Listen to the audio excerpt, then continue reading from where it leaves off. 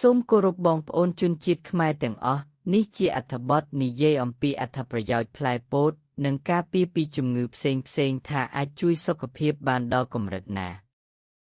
សូមបងប្អូនខ្មែរជួយចុចតាមដានចែករំលែកនិង Like ដើម្បីជាការលើកទឹកចិត្តក្នុងការធ្វើវីដេអូអំពីសុខភាពសម្រាប់បងប្អូនខ្មែរយើងសូមអរគុណ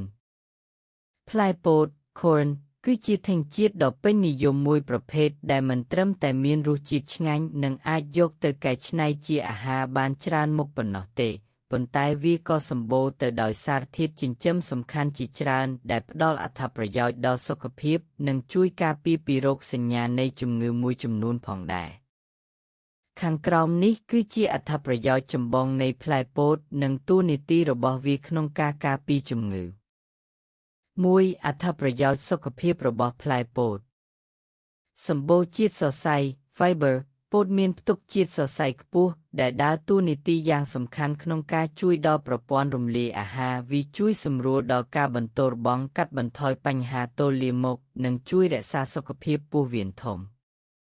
ផ្ដល់ថាមពលដោយសារវាជាអាហារដែលមានកាបូអ៊ីដ្រាតស្មុគស្មាញពោតផ្ដល់ថាមពលយូរអង្វែងដល់រាងកាយធ្វើឲ្យអ្នកមានអារម្មណ៍ឆ្អែតបានយូរនិងកាត់បន្ថយការឃ្លានអាហារញឹកញាប់សម្បូរសារធាតុប្រឆាំងអុកស៊ីតកម្មពោតជាពិសេសពោតលឿងសម្បូរទៅដោយសារធាតុប្រឆាំងអុកស៊ីតកម្មដូចជា Lutein និង Zeaxanthin ដែលជួយការពារកោសិកាពីរ៉ាឌីកាល់សេរីមានវីតាមីននិងជាតិរ៉ែពោតមានផ្ទុកវីតាមីន B ដូចជា Folate, Niacin, B6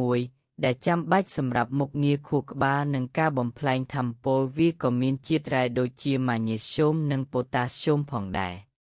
2. ការការពារពីជំងឺផ្សេង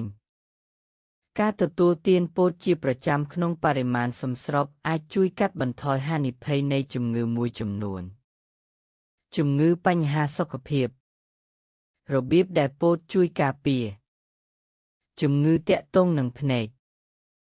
សារធាតុ Lutein និង Zeaxanthin នៅក្នុងពោតលឿងជួយការពារភ្នែកពីការខូចខាតដោយសារពន្លឺព្រះអាទិត្យនិងកាត់បន្ថយហានិភ័យនៃជំងឺបាយភ្នែក Cataracts និងជំងឺខូចចក្ខុវិញ្ញាណតាមអាយុ Age-related macular degeneration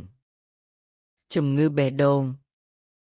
ជាតិសរសៃនៅក្នុងពោតជួយកាត់បន្ថយកម្រិតកូលេស្តេរ៉ុលអាក្រក់ LDL នៅក្នុងឈាមលើសពីនេះវីតាមីន B,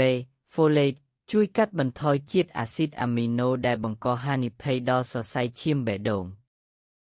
ជំងឺទឹកនោមផ្អែមប្រភេទទី2ធ្វើបើពោតមានជាតិម្សៅប៉ុន្តែជាតិសរសៃខ្ពស់របស់វាជួយធ្វើឲ្យការស្រូបយកជាតិស្ករយឺតជាងមុនដែលជួយគ្រប់គ្រងកម្រិតជាតិស្ករក្នុងឈាមមិនឲ្យកើនឡើងខ្លាំងភ្លាមជំងឺមហារីកពោះវៀនធំ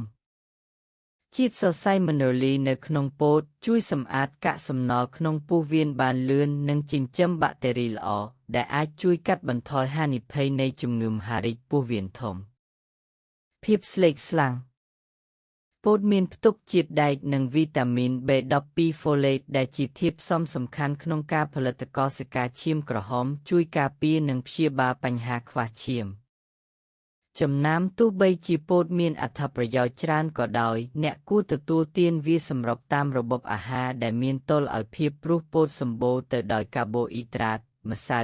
ដែលអាចធ្វើឲ្យឡើងទម្ងន់ប្រសិនបើញ៉ាំច្រើនពេកការញ៉ាំពោតស្រស់ស្ងោរឬអាំងល្អជាងការញ៉ាំពោតកំប៉ុងដែលមានបន្ថែមជាតិស្ករឬសូដ្យូម